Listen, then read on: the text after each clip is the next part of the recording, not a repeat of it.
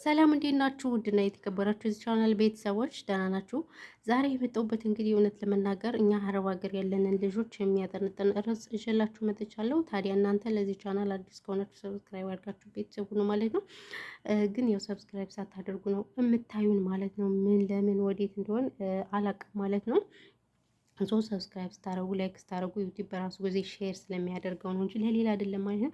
ነገር ግን እንግዲህ ወደ ገደለው ስሄድላችሁ ምንድን ነው እንደኛ እንደ ማንኛውም አረብ ሀገር ሴት አንዲት የአረብ ሀገር እህታችን ቲክቶክ ተጠቃሚ ሆና ምናልባት ትጠቀሙበታላችሁ ብዬ ተስፋ አድርጋለሁ። ጋይስ ምን መሰላችሁ? አሁን ሁሉን ነገር ቴክኖሎጂ በጣም ከባድ ነው። በተለይ አረብ ቤት ስንሰራ በጣም ብዙ ልንጠነቀቅ የሚገባን ነገር አለ። እንግዲህ ይቺን ከታምሌሉ ላይ ያያችኋት ልጅ በነገራችን ላይ የሰው ቪዲዮ መግባት ስለማይቻል ነው እንጂ ቀንጨብ አድርገን እናየው ነበር። ነገር ግን በየተለያየ ሶሻል ሚዲያ ስለተሰራጨ በፌስቡክም በሁሉም በብዙዎች ተደራሽነት ስለሆነ አይታችኋታል ብዬ ተስፋ አደርጋለሁ።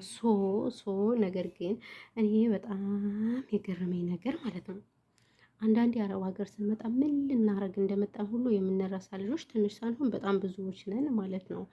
እና እንግዲህ ይቺ ልጅ አረቧ በህይወት እያለች አረቤ አረፈች ምናምን ብላ በጣም ብዙ ቪዲዮዎችን ሰርታለች ምናምን ነገር እንግዲህ እነዛ ቪዲዮዎች በተለይ የመጀመሪያው ቪዲዮ ቫይራል ወጥቶ በጣም ብዙዎችን እንትን ብሏል ማለት ነው።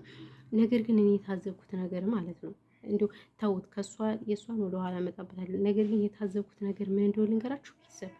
እንዴ ሰው ቤት ተቀምጦ እንደዚህ በእነሱ ዋይፋይ እየተጠቀምን በእነሱ ሁሉ ነገር በእነሱ ነገር እየተጠቀምን ምን አሉ ኮመንቶች፣ እንኳን ደስ አለሽ፣ እንኳን ደስ አለሽ፣ የኔ መቼ ነው የኔ መቼ ነው።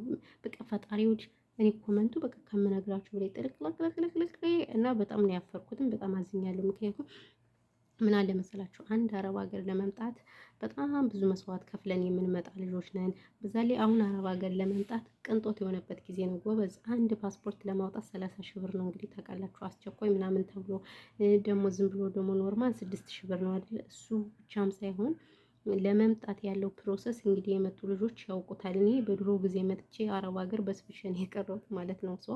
ስለዚህ ምን ልላችሁ ፈልጌ ነው ግን ጥንቃቄ ልታደርጉ ይገባችኋል ጋይስ። አሁን ይቺ ልጅ እንግዲህ ቪዲዮ በጣም በተለያየ ቪዲዮ ተሰራጭተዋል።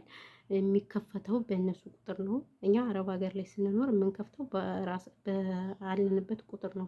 ባለንበት ቁጥር እስከተከፈተ ድረስ እነሱ ከፈለጉ ማየት ይችላሉ። ስለዚህ አሁን ይቺ ቪዲዮ ሲታይ ምንድን ነው የምትመልሰው? እኔ ጥያቄ ለእሷ ነው። እንደገና ደግሞ ጎረቤት ራሱ ነበረች። አይ ውሸቷን ነው ብላ እንግዲህ እሷ ራሱ ቪዲዮ ስትሰራ ነበር።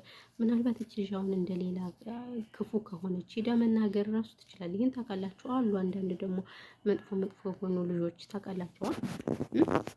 ከአረብ ጋር ገጥመው ምናምን ነገር እንትን የሚለው ስለዚህ እንደኔ ግን ማርያምን ጥንቃቄ ልታደርጉ ይገባችኋል። አንዳንዴ ለምን እንደመጣችሁ ራሱ መርሳት የለባችሁም ጋይስ። ተው እንጂ ሰው ቤት ተቀምጦ ጭራሽ ነው እንደዚህ። ኢትዮጵያ እንኳን አለሽ አይደል? ሀበሻ ቤት ተቀጥረሽ እንደዚህ የምታሽቃብጭ። እውነቴን ነው የምላችሁ። እኔ ሀበሻ ቤት ከምቀጠር 100 ጊዜ መዳሜ ትግደለኝ። ከምሬ ነው የምላችሁ። ያለው ነገር ይሄ ነው የምላችሁ ማለት ነው። እና ይሄ ነው። በተረፈ ግን እንዴት ናችሁ? ደህና ናችሁ? ቪዲዮን እያያችሁ ግን ሰብስክራይብ እያደረጋችሁ አይደለም? ለምንድን ነው ጥያቄ እናንተ ራሱ መጠየቅ አለባችሁ። የግዴታ እያለቀስኩ መምጣት አለብኝ ነው እያለቀስኩ መምጣት አለብኝ። እንደዛ ካልሆነ እናንተ መቼም እንትን አትሉም ማለት ነው። መቼም ቢሆን አትቻሉ።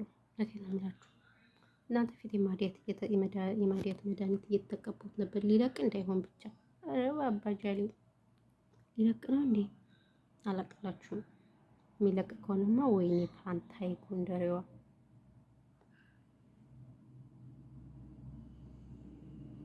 ደረብ አባጃሌው ይሁት አይ አምላክ ቤት ፈጣሪ ወይ እንደው አስለቀቀልኝ። እኔ ማዲያት አልወድም። ቤቴ በጣም ፀጉሬም እንትን ብሎ ነበር፣ ምንም እንትን ብሎ ነበረ።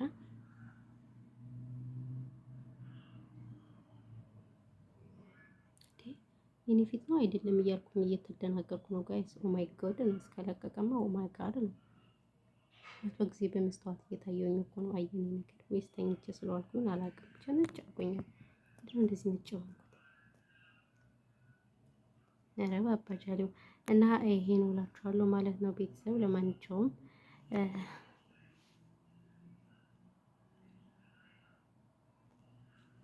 ሸቃሊት ማዲያት ሊለቅልሽ እንዳይሆን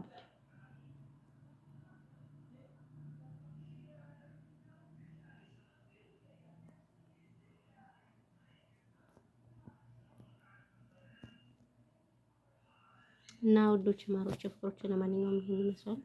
ፈጣሪ ሰላማችሁ ብዙ ትርፍርፍ ይበልልኝ። በያላችሁበት የዓለም ዳርቻ ኢትዮጵያ ሀገራችን ሰላም ያደርግልን። በስደት ያለነውም ለሀገራችን ያብቃን። ሰላማችሁ ብዙ ትርፍርፍ ይበልልኝ። ቴንኪዩ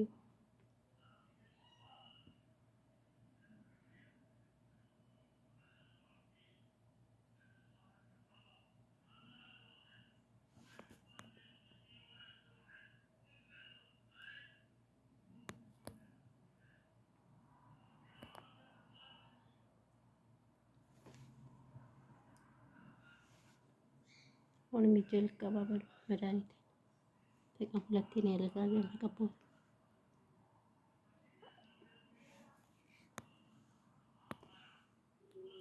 ቆይ እስኪ ታያል የኔ ፊት ነው ብዬ እኮ እየተደናገርኩ ነው።